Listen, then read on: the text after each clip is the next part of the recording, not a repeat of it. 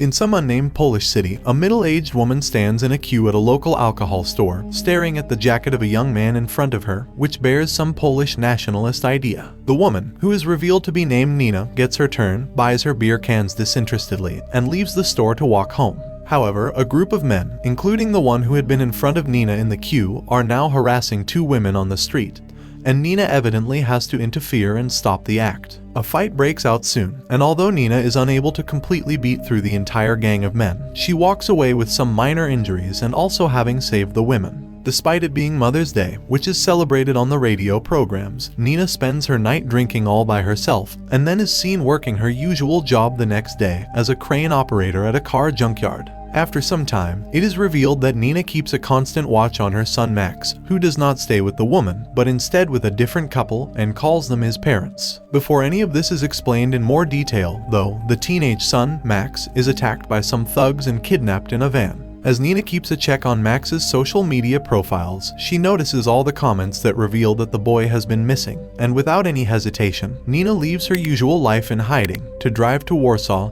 and help find her beloved son. The reason why Nina and Max stay away from each other is revealed quite early on in Mother's Day, with smaller details given gradually along the plot. Nina Nowak, who was a major in the army during NATO's operations in Afghanistan, was declared dead after she returned to her homeland. The government had, in fact, even installed a grave in her memory at the graveyard in Warsaw, while in reality, Nina lived her life hidden away in a small Polish town. Despite being the biological mother of Max, Nina had to give the boy away when he was very young, because she could not take care of him like any other mother. Max had been told that both his parents had died when he was a young boy, and so he had accepted his adoptive parents just like his own. After Max goes missing, Nina gets in touch with a police officer, who was one of the very few people who knew that she was alive. This officer, named Igor, had also served in the army in Afghanistan, and his camaraderie with Nina was from that very time. With his help, Nina starts investigating the case and soon finds crucial evidence, which the officer sneaks out of the police station. Max's phone had been intentionally left behind by the kidnappers because they had left a voice message on it for the police to hear. As Nina listens to this message, she realizes that Max has been kidnapped by a Serbian gangster named Dusan Dragan. Dusan's father, Spirit and Dragon, had been killed by Nina,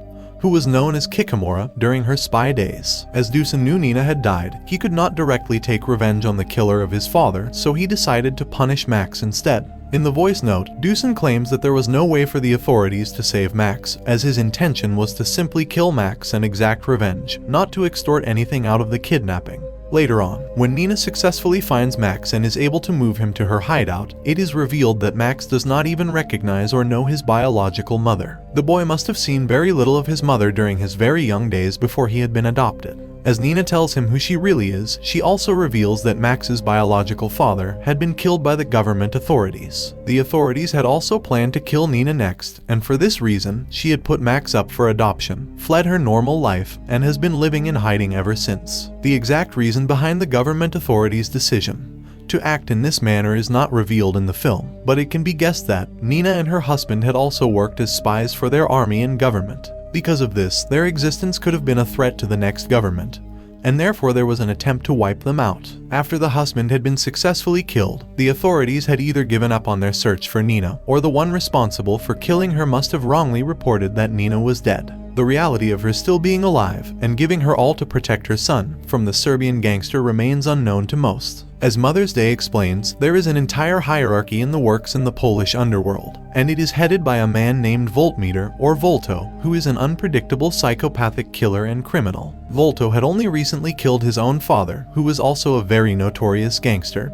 and had taken over the crime empire. The reason behind Volto's patricide is not mentioned, but it is clear that he had grown a feeling of extreme vengeance and hatred against his father, which is very evident from the fact that Volto had beheaded the father's body and still kept his head in a jar inside his office. The most possible reason that is hinted at is that Volto's queer identity and lifestyle were opposed by his father, and for this, he killed the man. Under Volto are two other gangsters, Titus, who oversees all crimes related to human trafficking, and Baton, who runs all crimes related to drugs. The Polish police force is seen to have gathered extensive intel about this criminal underworld, and has also found a link to a foreign country. A Russian diplomat, codenamed Beauty Queen, had been running a money laundering business, and Volto was a significant client of hers. Volto wanted to launder all the black money being generated from the criminal business, and for this, he would send the diplomat this money, who would then send it back to Poland after keeping 30% of the amount as her fee. She was then putting in this fee at local small-level banks and introducing it to the Russian economy, thus leaving no trace of it.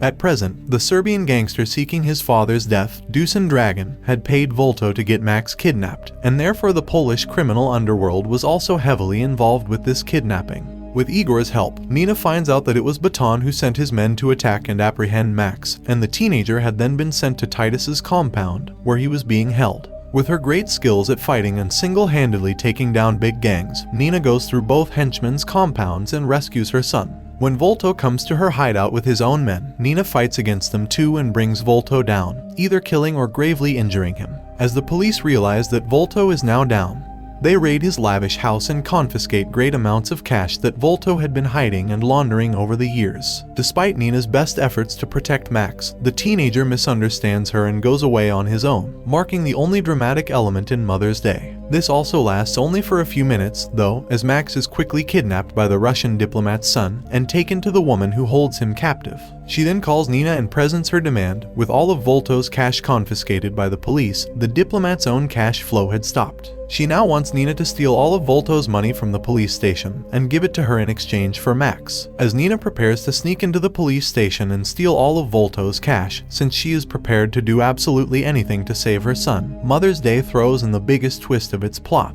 Although Nina and even Volto believed that it was Dusan Dragan who had gotten Max kidnapped, the reality was far from it. The real Dusan Dragan was actually dead, and there was no evidence of his existence at all. Instead, it was actually Nina's trusted police officer friend, Igor, who had gotten her son kidnapped. Together with a small group of other corrupt police officers, Igor hired Volto to attack and apprehend Max because he had an eye on the extensive amounts of cash that Volto was known to keep in his house. Igor knew very well that once he could feed Nina the false information about Dusan kidnapping her son with the help of Volto, she would take action in her own hands and essentially do what the police force had been planning to do. The voice message that he shows Nina was actually just a fake voice note made by one of his corrupt associates. As expected, Nina had fought through the entire underworld and even got rid of Volto. This allowed Igor and his team of corrupt officials to swoop in and confiscate large amounts of cash. But in reality, this was no confiscation but rather a theft, as Igor planned to run away with this money after giving some parts of it to his team members. The reason why Igor had made such an extensive plan to get hold of the money was also incidentally the urge to be a good father. In his personal life, Igor had gone through a very messy divorce, and the custody of his daughter Zozia was with the mother. Although they had an arrangement for Zozia to often visit her father, this was not being fulfilled by the mother because Igor was not paying his alimony regularly. The man was in heavy financial distress, and he needed more money to essentially see his daughter. The one meeting between Igor and Zozia that we are shown is also indicative of this,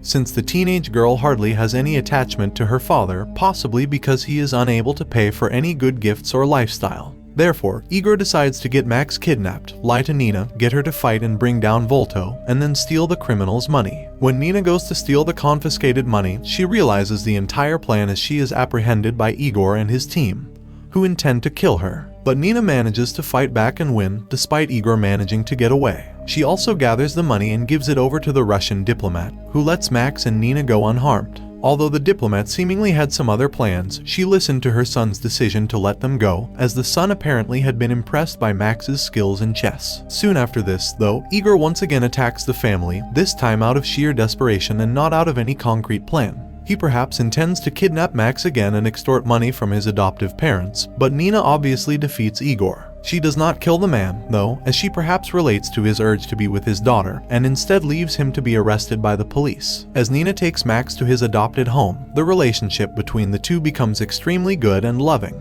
Max obviously continues to stay with his adoptive parents, whom he has known to be his family for all his life. But he also keeps in touch with Nina and even visits her house from time to time. It is during one such visit that an elderly woman arrives at Nina's house, and it is revealed that she is Nina's mother. The mother warns Nina that all of her enemies will now come after her, since it has become public knowledge that she is alive and that she has a son.